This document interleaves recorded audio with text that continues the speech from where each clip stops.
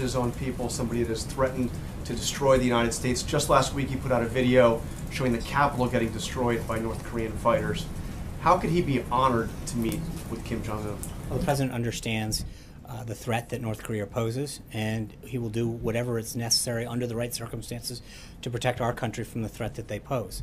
How would that be an honor? Well, Jonathan, I guess because he is still a head of state, so it is sort of there's a diplomatic piece to this, but the bottom line is the president's going to do what he has to do. Right now he's building a coalition in the region to isolate North Korea both economically and diplomatically to get the threat, to take that threat down.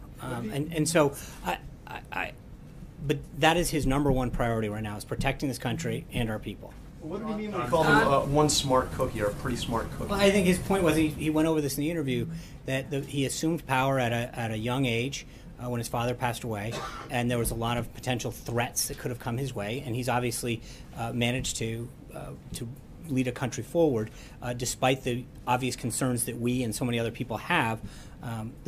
He is a young person to be leading a country with nuclear weapons, and so that set aside, I think the president recognizes the threat that he posed and is doing everything he can to isolate that threat and to make sure that we bring stability to the region. Margaret.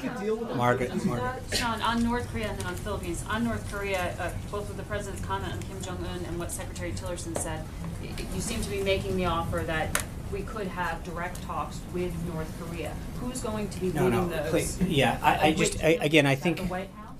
I think that the key part of the president's statement was under the right circumstances, and that is the key. And those circumstances do not exist now. This is consistent with what Secretary Tillerson said the other day. But I think that if North Korea continues down a degree of provocative behavior, then those circumstances will never be there. But we want to hold out the possibility that if North Korea were ever serious about completely dismantling its nuclear capability and taking away the threat that they pose both to the region and to us, that there's always going to be a possibility of that occurring. That possibility is not there at this time. Who would lead that? Is that the White House or the State we're not. We're so far away from that possibility existing. To start identifying an individual would be highly premature. Philippines. When you have been asked about President Duterte and his human rights record, you continue to say the effort here is to isolate the Philippines from North Korea. Part of this coalition to isolate also North Korea. Build a yeah. Are you suggesting that the Philippines has some sort of inappropriate contact with North Korea? Are you suggesting that we are requesting greater access perhaps to their military bases? What is it exactly? Well, I think there's an economic piece to this as well, and I'm not going to go into. That's part of the reason that I think the president wants to meet with him. And I'm not going to get ahead of their discussions, but I would suggest to you that there are multifaceted ways and areas in which not just the Philippines, but other countries in the region can help play a role, both economically, diplomatically, and otherwise, to help deter the threat that they pose. Are you suggesting, though, that they are trading or conducting some kind of No, I'm not going to, like I said. When you say economic peace, that's what I just want to clarify. Right, and again, I'm just going to let the president will have an opportunity to speak with him about those objectives. At this time, I'm not going to get ahead of that discussion. Glenn. Sean, two quick related questions. First of all, you just described Kim Jong-un as somebody who led his country forward at an early age. The president has invited Duterte, who, as Annie pointed out, has talked about assassinating journalists.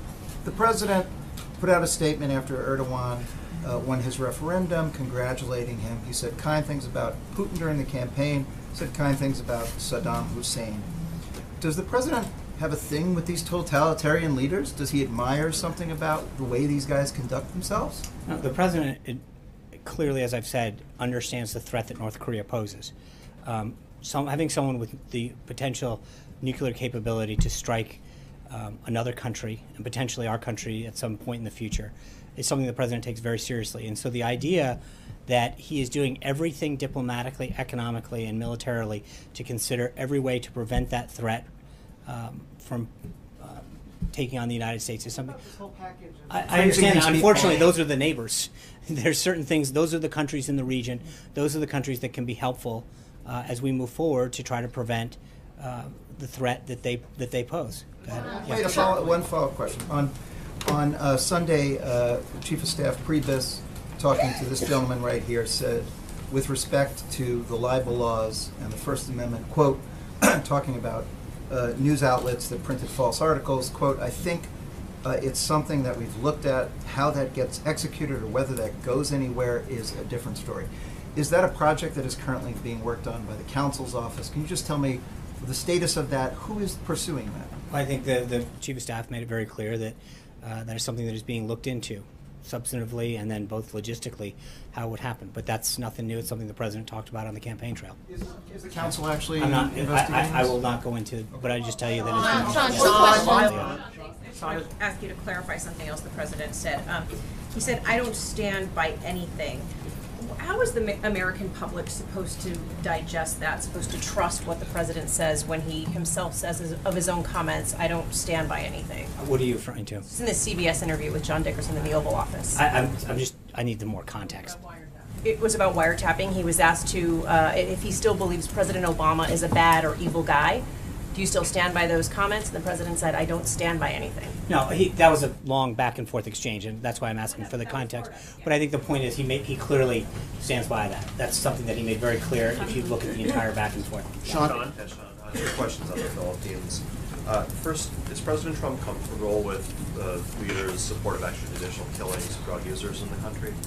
Obviously, there's a human rights component that goes into all of this. And so it's a balance. We want to make sure that our country, our people are protected. This isn't a simple yes or no kind of situation. You've got a country in North Korea that possesses a nuclear weapon and is looking for the appropriate delivery system to potentially do harm. I think the President recognizes that the #1 priority is the protection of our people, the safety of our people, and the safety of the people in the region. And so it's not just a question of either or. It's a question of priorities and balance. There's a lot that the President talks to these leaders in private about. And I think you saw that case in Egypt, where sometimes that kind of diplomacy, privately talking about them and building a relationship, can achieve results, not just for our people, but for their people, and discussing how the human rights issues. But I think that it would be a mistake to assume that the President, because we don't put out statements publicly chastising leaders at every call, means that the President's not. Hold on, let me answer the question. I think the President understands the value of it, but he understands the balance. And the reason that the President is building an effective coalition and is getting results around the globe and reasserting America's place is because he understands the type of diplomacy and the type of negotiating and the type of deal making that actually gets real results for our country.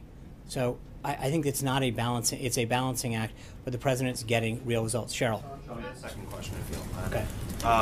Looking at, there are 3 open patents with the Philippines government, one from Trump trying to get Trump patented, 2 from Ivanka Trump for her clothing line.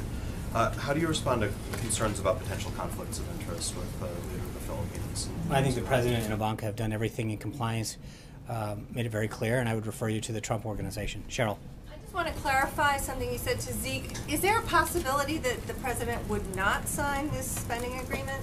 No, I mean, he's very pleased with the priorities, but I just want to, let's wait till it's presented to him. But he is obviously very pleased with how his priorities were addressed in the CR. And I have every expectation that he would sign it, but let's wait till it's on his desk. Are you still on track to issue the full fiscal year 18 budget? Is it mid-May, or do you have a date for that? I'll tell you about my understanding was it was still mid-May, but I'd want to consult with Director Mulvaney first. Jim. Thanks, Sean. Just wanted to first ask, what's your expectation and what's your hope for the meeting with President Abbas on Wednesday? And secondly, is the President still considering moving the U.S. Embassy to Georgia, and will that be discussed? That is still being discussed by staff. And then what was this first question? I'm sorry. The first question is your expectations going forward. What Obviously, do you hope from this the meeting? President's Do you think ultimate it'll goal move forward? is to establish peace in the region. And so I think he's going to, that's obviously the goal and the discussion that he's going to have with the head of the Palestinian Authority. But there's, that's going to be a relationship that he continues to work on and build with the ultimate goal that there's peace in that region between Israel and the Palestinian Authority. Alexis. I follow up on infrastructure. The President has been talking about a major infrastructure package for more than a year in the campaign, but it doesn't seem very clear right now what the mechanism is or the construction of whatever it is that he wants to push forward. He talked about maybe attaching it to the reconciliation package for health care. He talked about maybe doing that with the tax package. Can you update us on is that still very preliminary in its invention? Does he have clear ideas, and what's the mechanism and timing to get that done?